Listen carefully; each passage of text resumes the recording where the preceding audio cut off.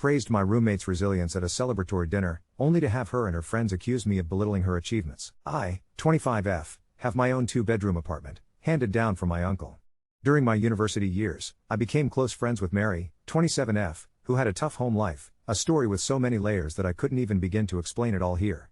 From the moment we bonded, I promised Mary that if she ever needed help, she could always count on me, no matter what. When we graduated, I asked Mary to move in with me, rent-free.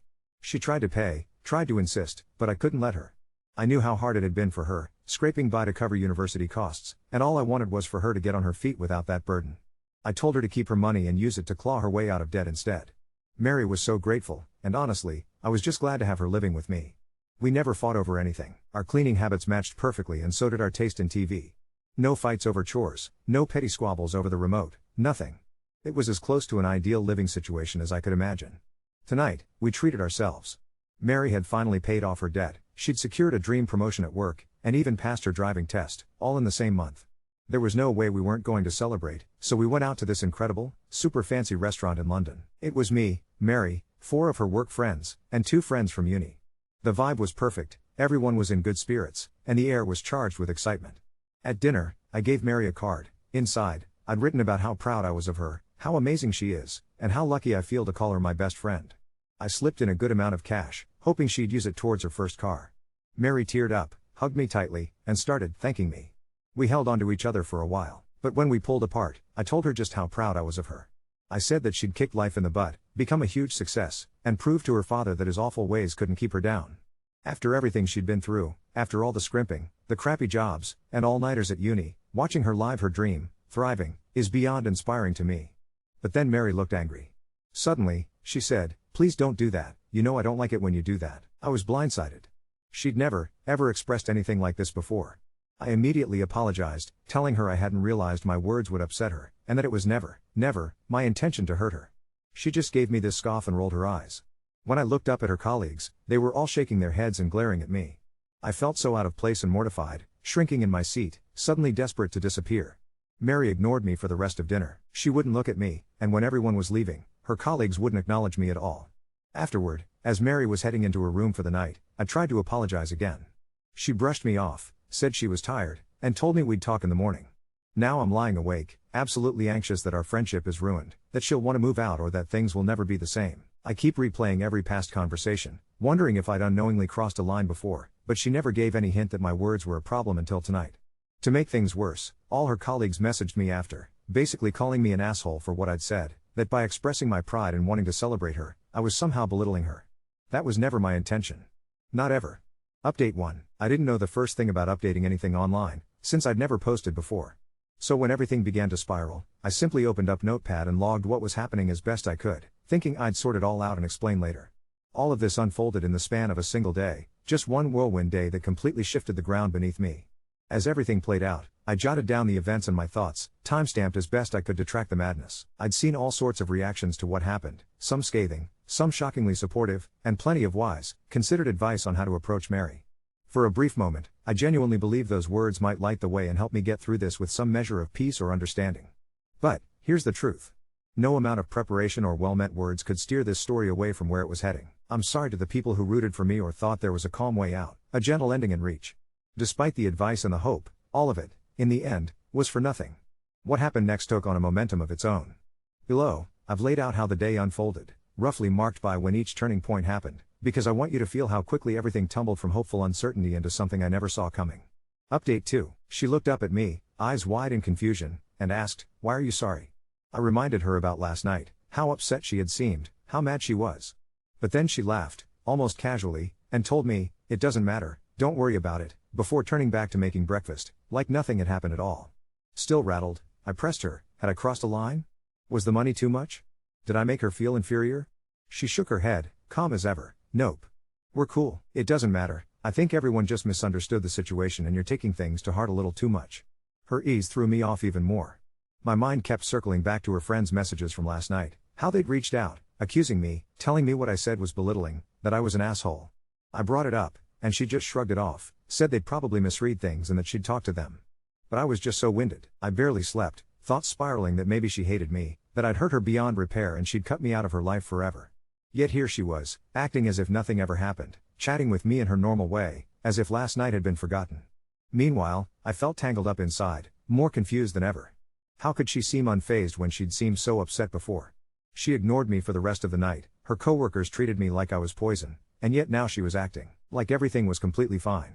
I don't know what to think anymore. I'm exhausted. I need sleep, but all of this feels unresolved and it's clawing at me. When she gets home from work today, I have to talk to her about how off her reaction makes me feel, because none of this sits right with me. Update 3. One of my friends suggested that perhaps they had said something to Mary's work colleagues that made them dislike me. That idea stuck with me, so when both of them came over to my flat in the afternoon, I had to ask them directly. They both firmly denied ever saying anything of the sort. Claire, the friend I'd spoken to earlier on the phone, insisted she wanted to help get to the bottom of it. She decided to call one of Mary's work colleagues that she knew a little. Let's call her Jane. When Jane arrived at my flat, I could almost feel her anger radiating off her. She glared at me the moment she walked in. I half wanted to duck behind the kitchen counter to escape that look. The four of us sat down in tense silence, and I tried to break it by telling Jane that I'd spoken to Mary about last night. I explained Mary said she was fine, but that I was still confused about everyone's reactions. Jane just laughed bitterly and snapped, "Oh, don't try that shit with me. You can't just pretend now that you've been exposed in public." My friends and I stared at her, utterly baffled. When Claire asked what she meant, Jane accused me of regularly abusing and belittling Mary, intimidating her into silence, and making her put on a happy face for everyone else. I didn't know whether to laugh or cry, it all sounded absurd, like some bizarro version of my own life. Jane shoved her phone toward me and started scrolling through her texts with Mary. I only made it through a handful before I had to stop. Mary had supposedly messaged her in distress, claiming that I'd locked her in her room because I'd had a meltdown about her making new friends at work, something that never happened. Claire and my other friends started scrolling through the messages as well, and my stomach turned with every line. Mary had written about being afraid of me, that I'd trapped her, that I was charging her so much rent she couldn't afford to move out, and that I was extorting money from her. Shock didn't even begin to cover it. Mary was like a sister to me throughout all our university years. Why would she say any of this? None of it was true.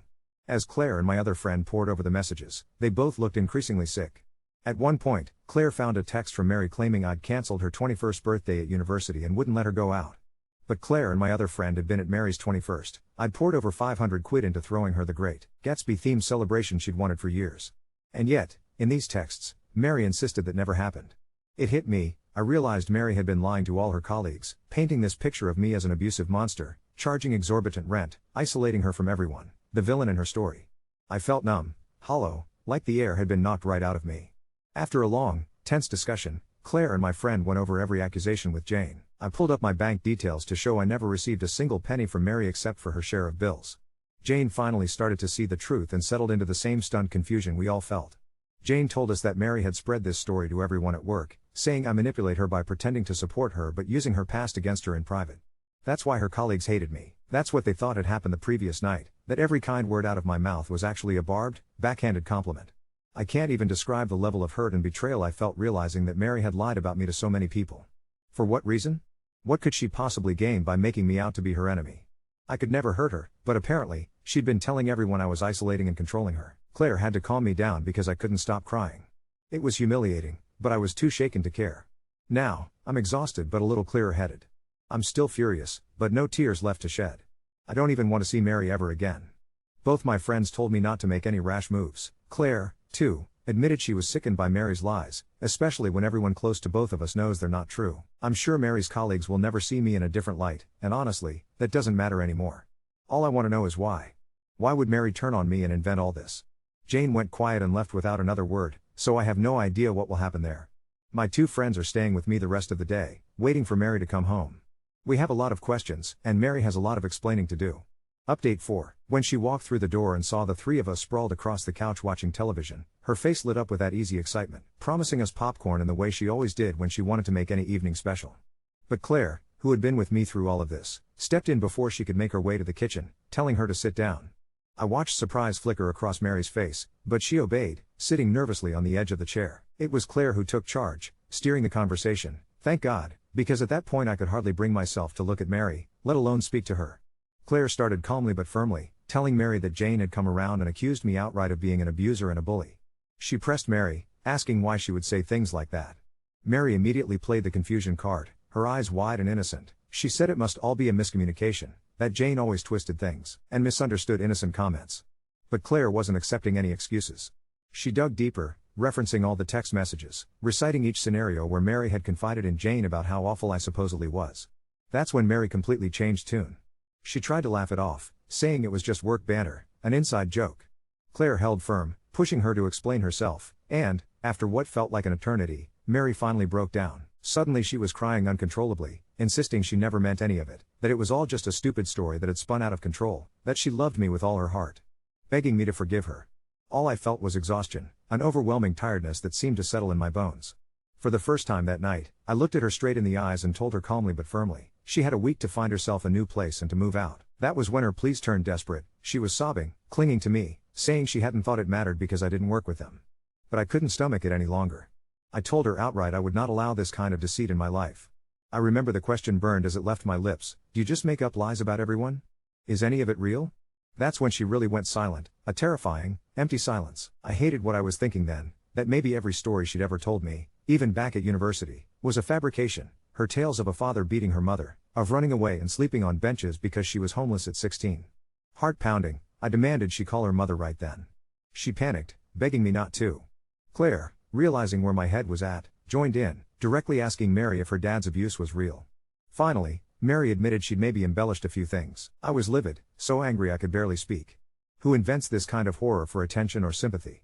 The night descended into shouting, everyone's voices bouncing off the walls, as the truth spilled out. Her entire tragic backstory had been invented to draw out pity from everyone she met. Her parents had divorced, yes, but the real story was simply that they'd fallen out of love. No abuse, no secret trauma. I needed to hear it from her mother to believe it, so I called her to get the painful confirmation. For years, I'd kept away from her mom, trusting Mary's story that her mom was too sensitive and never wanted to talk about the split. Only now did I see that she'd built her whole fragile world on layers of lies. My best friend, my confidant, was a master manipulator.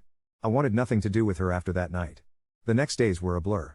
All I wanted was for her to be gone. She could afford her own place, she'd be fine.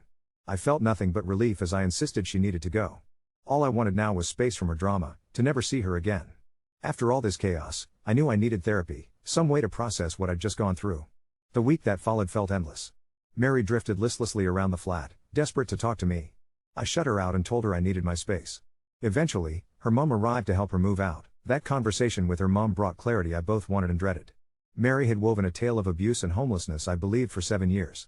The reality was nothing like the fables she had told. Her father, far from a monster, loved her deeply and had only left for Australia to pursue a career, which led to the divorce.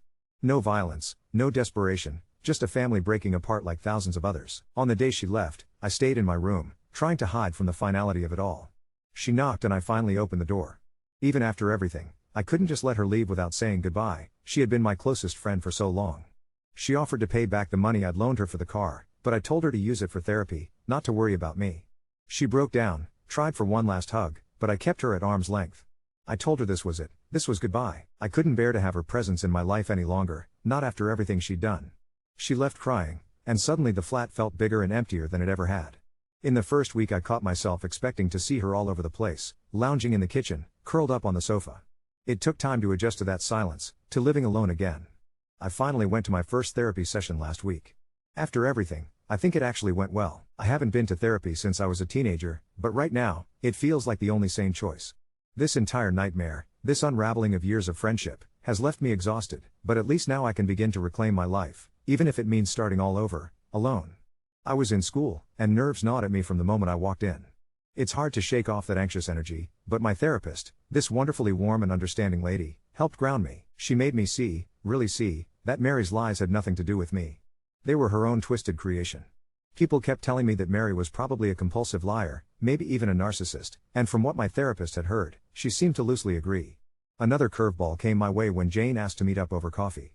She said she wanted to clear up a few details and I agreed, curious and a little apprehensive. As we sat together, Jane admitted she'd spent time wondering why Mary would use me as the focus of her abuse story.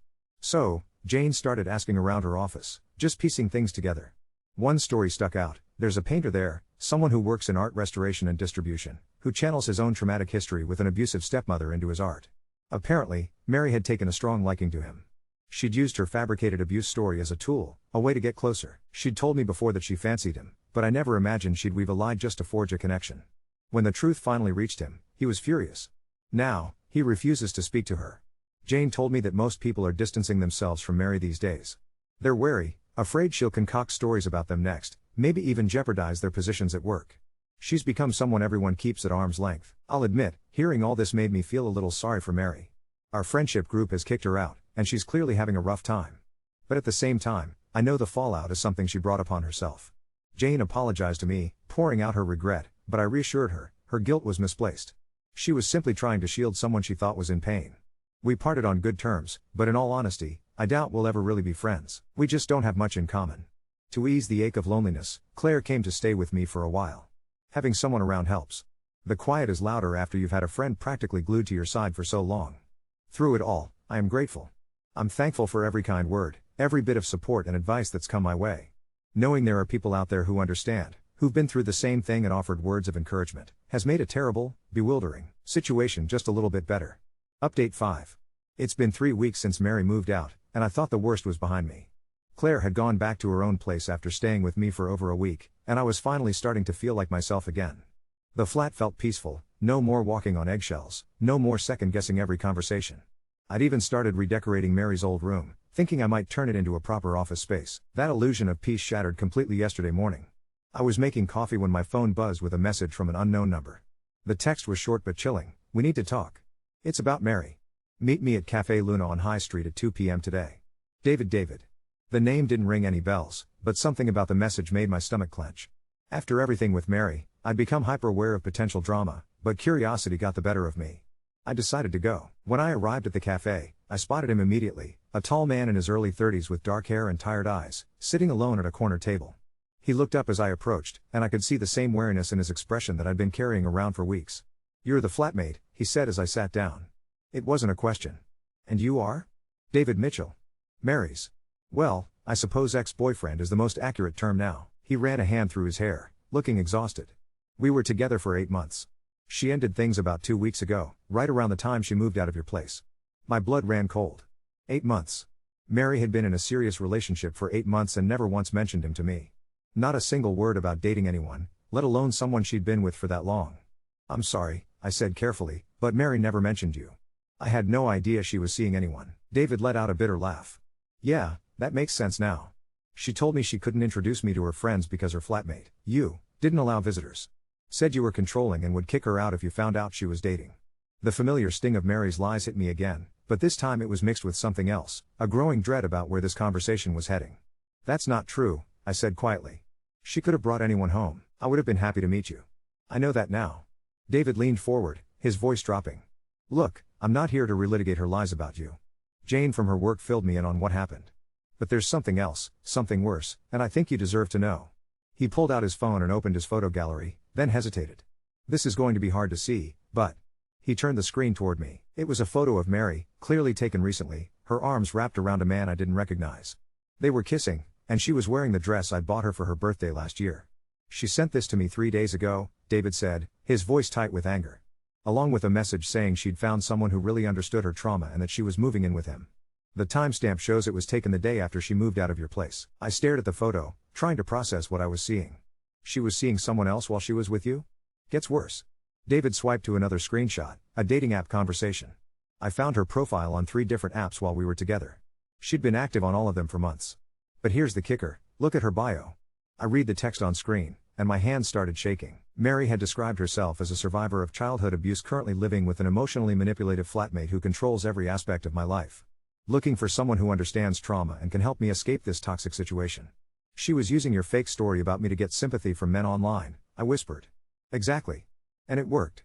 David showed me more screenshots, dozens of conversations with different men, all expressing outrage on her behalf, offering her places to stay, money, emotional support. She had a whole network of guys she was stringing along with this sob story. I felt sick. "How did you find all this?" "After she broke up with me, something didn't sit right. The way she'd always been secretive about her living situation, how she'd never let me see her phone, how she'd disappear for hours with vague excuses." David's jaw tightened. "So I did some digging.